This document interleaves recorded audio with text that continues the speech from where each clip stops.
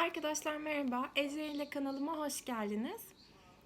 Böyle bir program açmak hayalimde hep vardı. YouTube kanalı açmak. Ama daha öncesinde hiçbir fırsatım olmamıştı. 2020'nin ilk haftalarında böyle bir kanal açtım. Sizlerle şu an karşı karşıya olmam, beni izlemeniz, kanalıma gelmeniz gerçekten bana büyük bir heyecan veriyor. Bu benim ilk programım. Teşekkür ederim tekrardan kanalıma geldiğiniz için.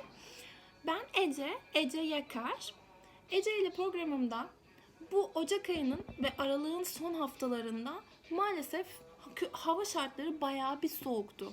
Ve ben ya 2 hafta boyunca diyeyim size ayağa kalkamadım. Ciddi derecede yılbaşına, yeni yıla bile gerçekten hani 39 dereceye çıkan bir ateşle girdim. Hani yılbaşında hiçbir şey yapamadım. Ciddi bir rahatsızlığım vardı. Antibiyotikler, ilaçlar derken bir şekilde hani iyileşmeye başladım. Yine de hala sinsi bir hastalık dolaşıyor etrafımda ve bu salgın.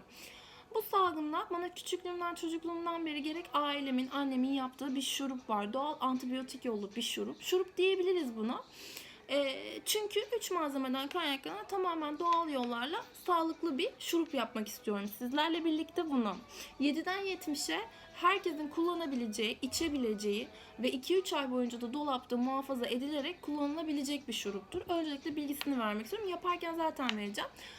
Şimdi öncelikle malzemelerimizi göstermek istiyorum size. Malzemelerimiz tamamen doğal bir malzemedir. Malzemelerimizi de hemen gösteriyorum. 1 adet zencefil. Arkadaşlar gördüğünüz gibi orta boy, yani küçük boy bir zencefil olabilir. Çok büyük boy olmasına gerek yok. Zencefilimiz doğal, bu şekilde olmalı. Orijinal zencefil olmalı. 1 adet limonumuz var. Bir tane limon yeterli.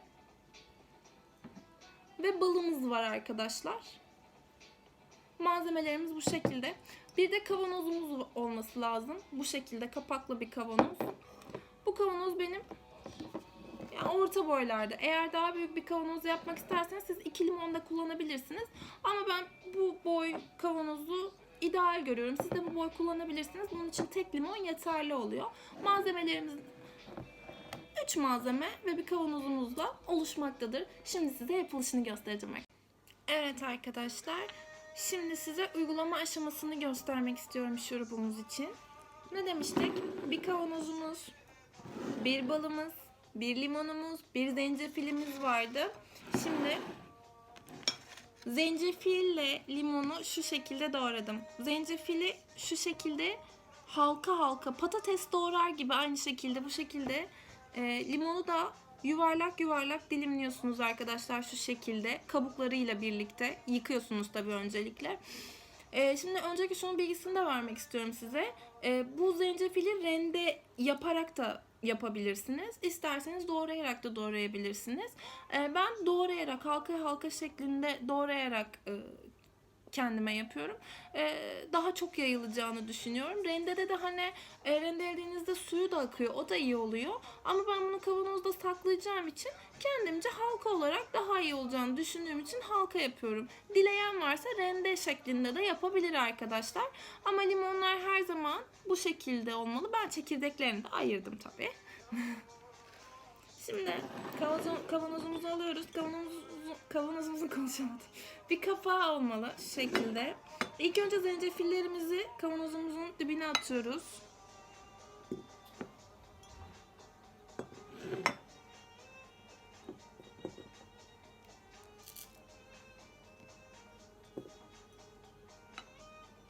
Bir tane miktarda. Evet. İkinci katına limon koyuyoruz. Limonları şu şekilde.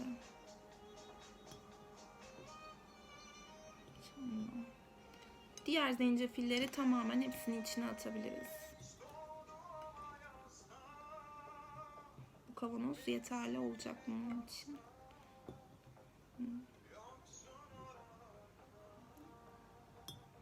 Zencefilimizin en küçük ayrıntısını koyuyorum. Havalar soğuk olsa da içimiz hep sıcak olsun arkadaşlar. Enerjimizi kaybetmememiz lazım. Evet, kavanozumuzu gördüğünüz gibi size yakından göstermek istiyorum. Şu şekilde. Bakın zencefiller altta, limon üstte, zencefil yine üstte, limon en üstte. Evet, şimdi sıraya bal geliyor. Bal o kadar güzeldir ki, güzel bir şey. 2 kaşık bal yeterli. Yemek kaşığı kullanın arkadaşlar. Tatlı kaşığı olmaz. Siz ağız tadınıza göre tabii bunu ayarlamanız lazım. Benim ağız tadıma göre balı alabilirsem. Biraz sakarım ben arkadaşlar. Siz de sakarsanız benim gibi.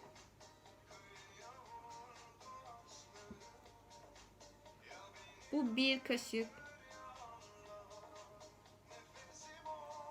Şu an bala içimin gittiğini herhalde görebiliyorsunuzdur. Tatlıyı gerçekten aşırı derecede seven birisiyim.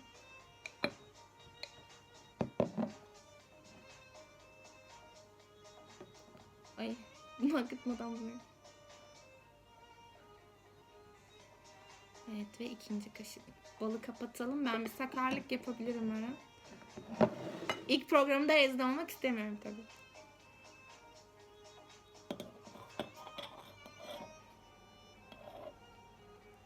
Kaşığı bırakalım.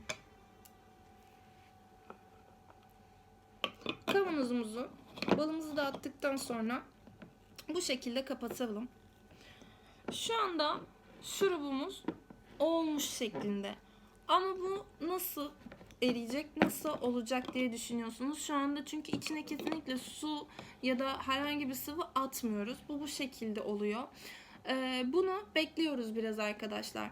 Yani bekleme süreci var. Bunun akması, biraz sıvılaşması lazım. Günde 1 kere ya da gün aşırı, günde 2 kere çayınıza ya da ılık suyunuza bir tatlı kaşığı ya da demin kullandığımız baldaki gibi şöyle göstereyim, bir yemek kaşığı alarak ılık bir suyun içerisine atarak içebilirsiniz. Ilık bir çayın içerisine atarak içebilirsiniz ama çay şekersiz olmalı. Şekersiz çaya 1 kaşık atarak içebilirsiniz. Şeker olmamalı. Çünkü içerisinde bal ve bu şurup olduğu için çayın şekersiz olması lazım. Koşamadım, pardon. Ya da ılık bir suya, su soğuk olmamalı, çok sıcak da olmamalı. Ilık bir suya atabilirsiniz. Yani sıcağa yakın bir ılık olmalı. Beklemesi lazım. Çünkü limon ve bal zaten birbirine özdeştiği için akıntı şekline gelecek. Bunu kullandıktan sonra öksürüğünüz iyileşti. Gün içerisinde kullandığınız öksürüğünüz iyileşti. Buzdolabına koyabiliyorsunuz. Buzdolabında 2 ay ya da 3 ay. Ama 2 ay diyeyim, hani 3 ay çok fazla olabilir. Çünkü sürekli yenilemeniz daha iyi. Zor bir şurup da değil zaten. 2 ay bekletebiliyorsunuz. Yani gördüğünüz gibi hala öksürüğüm devam ediyor. Kusura bakmayın. 2 ay bekletebiliyorsunuz. Buzdolabından çıkarır çıkarmaz hani bir çayın içerisine atayım diye de düşünmeyin. Biraz ılınmasını bekleyin. O şekilde tekrar kullanabilirsiniz. Şimdiden herkese çok geçmiş olsun dilerim. 2020'nin öncelikle herkese çok çok çok çok çok sağlıklı, sevdiklerinize, ailenize ve size tamamen sağlık getirmesini diliyorum arkadaşlar. Huzur, mutluluk ve bol bereket. Tabii kalp. Aşksız hayat olmaz. O yüzden güzel aşklarla birlikte size 2020'nin huzur, mutluluk getirmesini diliyorum. Şurubumuz hazır. Sizi seviyorum. Öpüyorum. Kanalıma abone olmayı unutmayın. Eğer abone olursanız beni çok mutlu edersiniz gerçekten. Çünkü bir dahaki programlarda şurup haricinde farklı maskelerle, farklı sürprizlerle tekrar karşınıza geleceğim. Ben Ece, sizi seviyorum. Hoşça kalın arkadaşlar.